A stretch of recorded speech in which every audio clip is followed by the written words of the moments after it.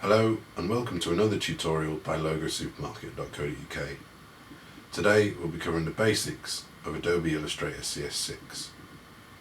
This is an introduction for beginners to the various tools and methods used in this program to produce artwork.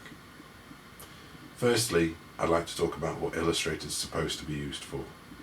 A lot of beginners use Photoshop over Illustrator as it may seem easier or more familiar. The differences between the two programs is fairly straightforward. Photoshop is pixel based, Illustrator is vector based.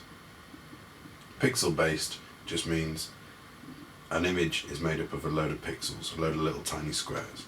I can show you this with the help of this bunny.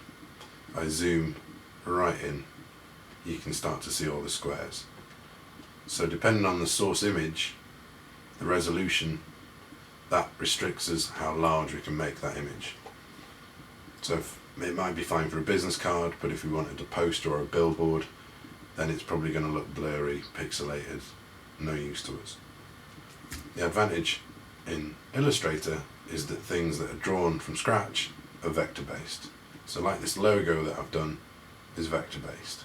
That means if I wanted it on a business card, it'd be fine. If I wanted it on a building, it would be fine. It doesn't lose quality. There are more technical sides to it, but we don't need to get into that.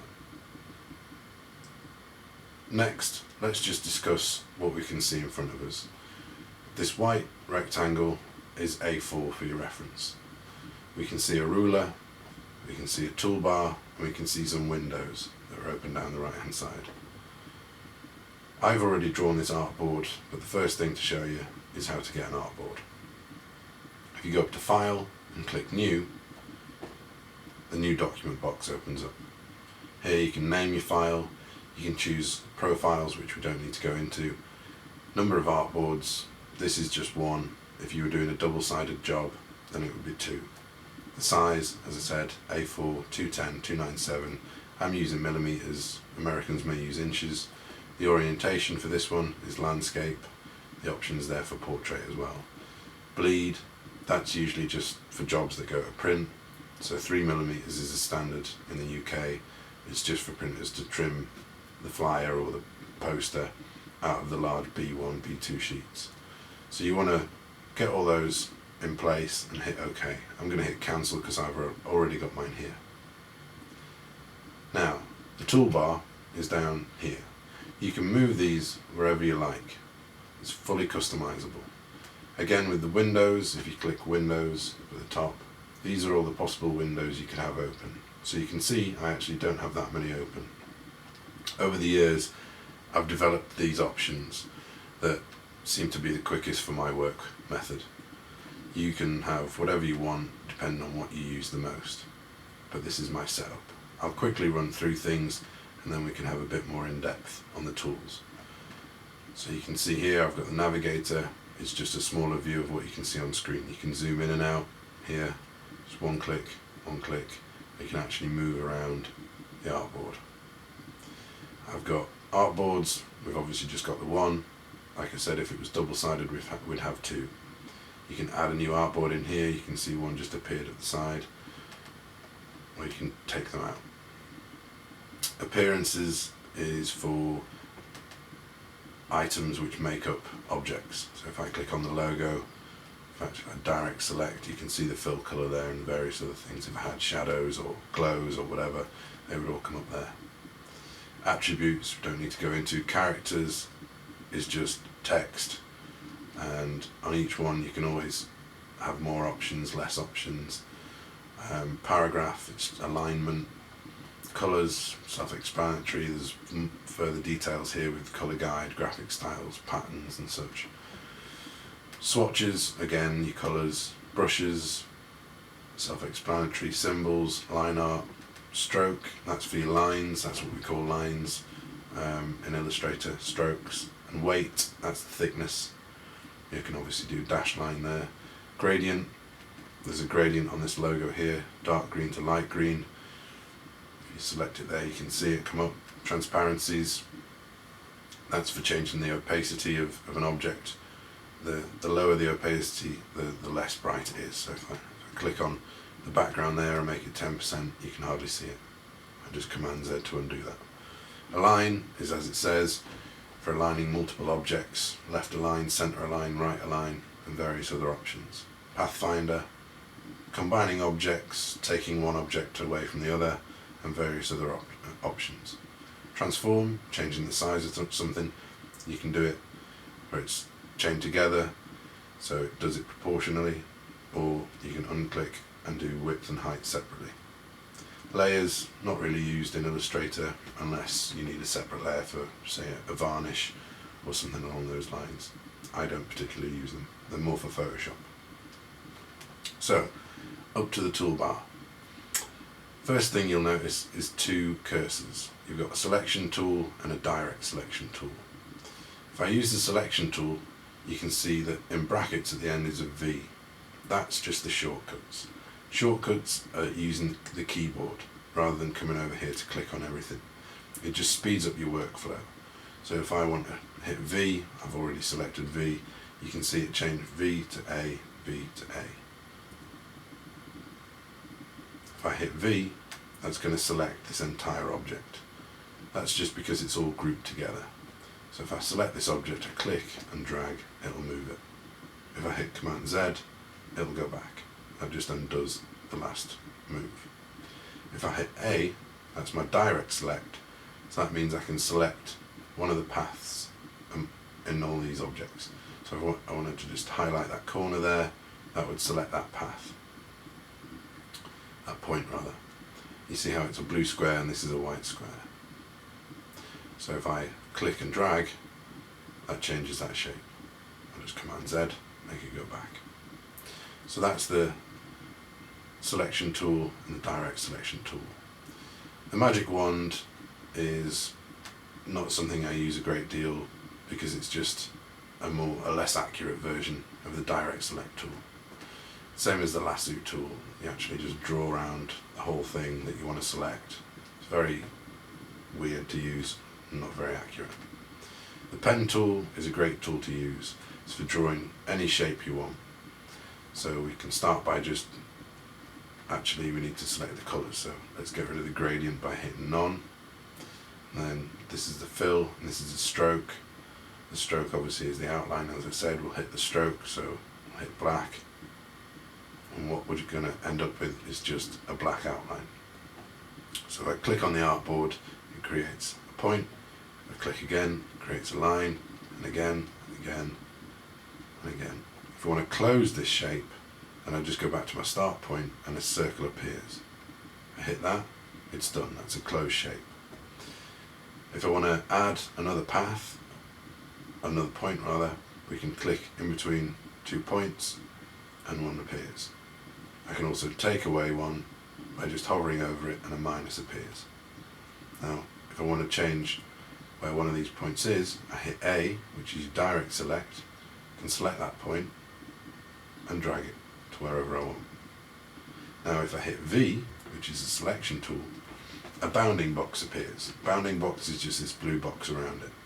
And this contains various different methods for resizing, scaling, that kind of thing. So if I go to this one, I can pull it down, Command Z, undo it. This one, I can pull it in, Command Z to undo. If I go to the corner, I can drag it out, and it's not in proportion. If I want to hold down Shift, it does it proportionally. If I also hold down Alt, it will do it from the center, which can be handy sometimes. So that is a straight-edged shape. If we get rid of that and start again with the pen tool, just press P. I'm going to press once and then press and hold and drag. And this creates a curve. So I can, as long as I keep the pen down, I can make a curve wherever I want. If I let go there and just click again, it will automatically create a smooth curve. If I just undo that, Apple Z, I can hold down Alt, so the V appears, and click on that point. And then if I click again, it's straight. There's no carry-on curve. So down to here maybe, and then if I hold the pen, create a curve, and I can close the shape, wait for the circle, and just close it there. I can then go and get rid of any of these, like hover over the minus, done, or I can add in a shape. I've added in a point there, hold down Alt again, and you can change that to a curve. So over here, like I say, it's a black stroke just for now. You can change it whatever colour you want. Just click on the swatches. You can change the thickness down in stroke, but we'll come to that later on. If I want a fill colour, select the fill box, and you can go through whatever colours you want. So that's the pen tool basics. Just going to hit delete and get rid of all that. Next to the pen tool is the type tool. You can see I've already got some type here. Live type will have a blue underline. When you send things to print, you'll often create outlines, which just makes this into a shape rather than live text. Once you've done that, you can't edit that text. I'm just going to undo that. If I want to edit that text that's there, I can just click on it and the cursor starts to flash. You know, you can highlight whatever you want and change it. To get away from that, you have to hold Command and click off it. So if I want to start some new text, I can just click and start to type new text. Again, Command, click off it, and that's done. Press V and I can shift it wherever I want. Handy little shortcut is to hold down Alt.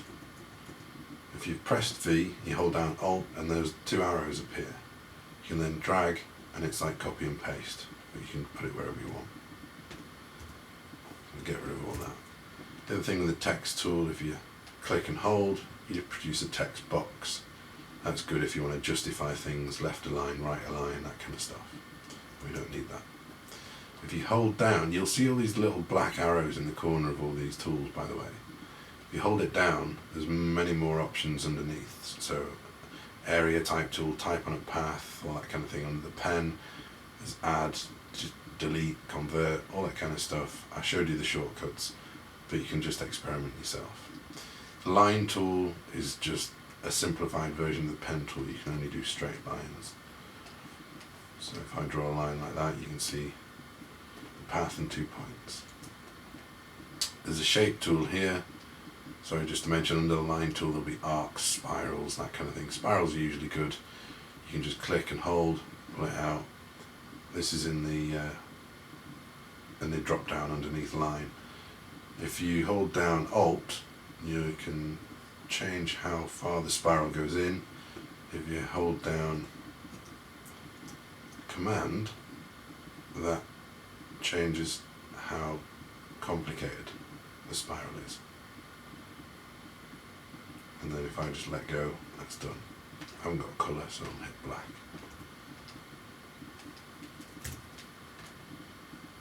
The next one's shapes. You've got square, rounded rectangle, ellipse, polygon, star. There's some editable ones in there. You don't really need to know about flare. So if you got a rounded rectangle, drag, and while you're holding the cursor down, if you hit the up arrow on the keyboard, you can see the corners change the radius. It's just a handy little shortcut. You can, however, do it in the options as well. If we hold that down and go for the star tool next, I can drag, draw a square. If I hold the space bar down, then I can actually just move it around as well. So I've drawn a star. If I move it in and out, you can see it gets bigger. If I hold down the Command, I can make the points go in and out. If I hit the up cursor, we get more points. Hit the down cursor, we get less. That's the star tool. Get rid of that. Next is the paintbrush. It's like the pen tool but freehand. So you draw a wavy line, let go, and it smooths it out. There are various options for the paintbrush. You can use different brush heads. There's all sorts of presets that you can load up as well. You can hit oval. Okay, hit oval and it will apply it to that stroke. Again, you can change the weight down here, but we'll get to that in a second. Pencil tool is like the brush tool, but you can't apply the brush effects. Blob tool is basically the same as the brush tool, but when you draw, it creates a solid object. You can see there are no paths. If I use the brush tool next to it, do the same kind of thing, and select that, you can see that's still live. So I can still click on parts of that and move that. I can't, however, click on any path along there and move it like this. I can click on the individual ones, but all I can do is change the shape rather than the actual stroke.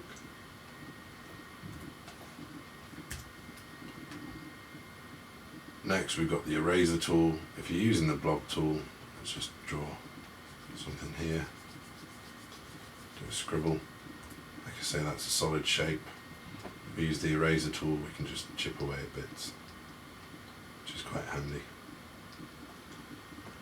And then what we've got here is the rotate tool. You might be able to see the reflect tool. The rotate tool, you just hold down just like that. You can literally drag around the object and rotate it wherever you want. You can actually go into the center and move the cursor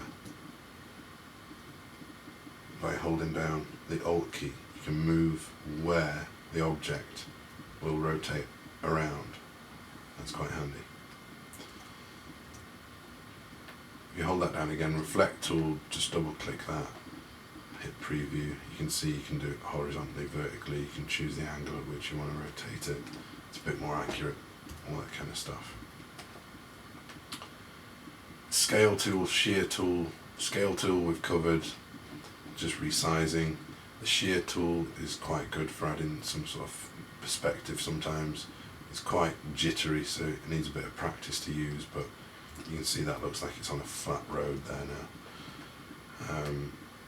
The width tool is good for changing strokes. So if I actually go back to the spiral that I drew before, I have got a tutorial on this individually, but I'll just do a quick version of it now. So I've drawn that spiral, put a black stroke on it, go to the width tool, and we can drag out that end anchor point, and it does it evenly all the way in.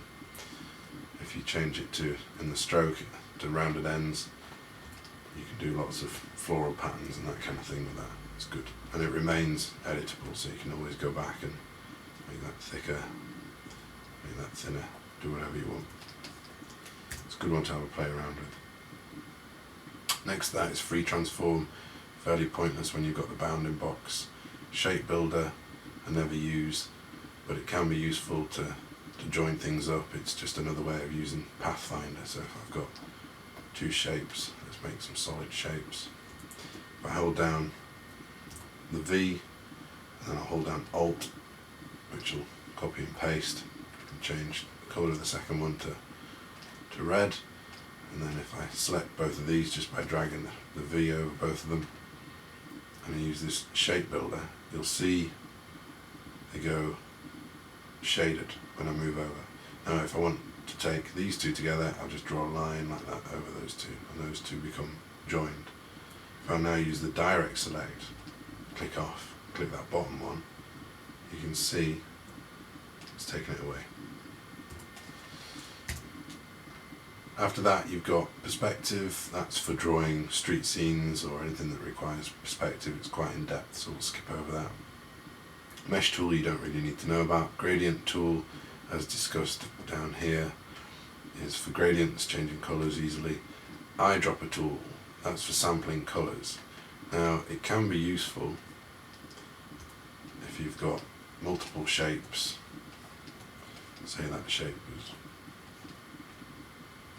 green, that was blue, and I wanted to quickly change that to that exact colour. Rather than having to find the colour in the palette or the swatches, I can just hit the eyedropper tool. Shortcut for that is just I, and I can click that. So if I want to do that one, V, select that one, I, select that. It's quite good. The other great thing to use is with text. Now if this text was a different font, for example, select one like that, and I want it to match the other font, I can select the eyedropper as well and just click that, and it matches that font.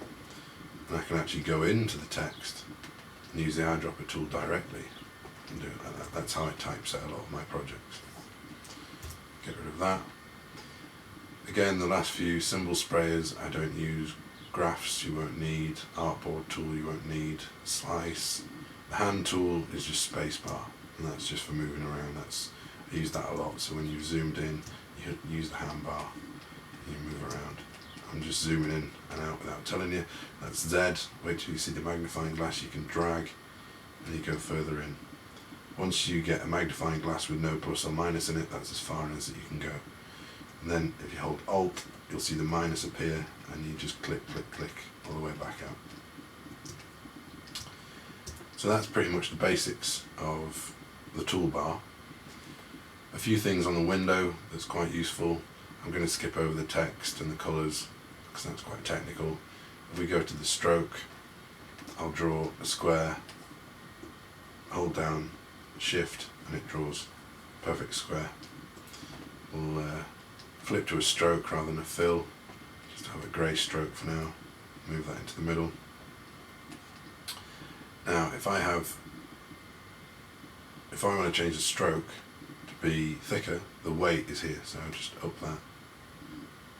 And as you see this getting thicker, I'll just change the colour to red, it's easier to see the blue paths.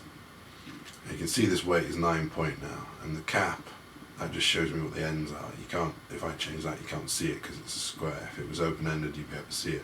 Corners, I can change to round corners, which can be quite nice. So if I have a round cornered square, it just makes it nice and smooth. The aligned stroke, that means it's currently centered, so you can see the blue lines in the middle. I can change it to inside, outside. If I get rid of that and just draw a straight line, try, I can change the cap to be rounded end. You can see, nice rounded end. Obviously you can go back to the width tool there and change it like that. You can even add the pen tool in, add another path, change that. If you use the pen tool again, hold down Alt, you can even put in a curve, make a little cheeky smile. Gradients, I've got a gradient already on this logo. If I direct select with A and hit gradient, you can see you need to hit there. There's hide options, show options. You can change the colour from here, you can change the sliders, so you can actually bring it across like that and it changes the logo, bring it across like that, just undo it back to where it was. The transparency is fairly self-explanatory. If I click that down to 10%, it practically disappears. Just Command Z and do that. Down here, align. This is really handy for being accurate. So if I just go and draw some shapes, I'll draw a few shapes, I'll copy using the Alt key. Now, if I want to line these two up, I just drag using V over the two of them so they're both selected. You see the bounding box around both. I can hit left align. Now whichever one you highlight first, so if you wanted to highlight one and then hold Shift and highlight the other, hit left align and it aligns. If you want to centralize, they come together. If you want it to right align, it comes over to the right. If you want to select all of them, right align, undo, centralize, undo, left align. Very handy. Just means you're not sort of doing it by eye, moving it round, you know, sort of. I've got the smart guides on here so you can see the green lines pop up and that tells me when it's linked in and lined up. But if I didn't have those on, it would be a good tool to use. Pathfinder. This is about taking shapes away from other shapes. So if these overlap, there's various different options. Here there's Unite, puts them together, so that becomes one shape. Minus front takes away that front shape. Intersect, you need to select both. Intersect, and that was a bit that intersects. See that square in the middle.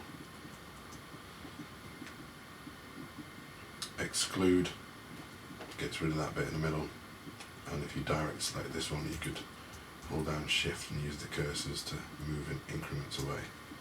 Could be quite handy for making shapes for logos and that kind of thing.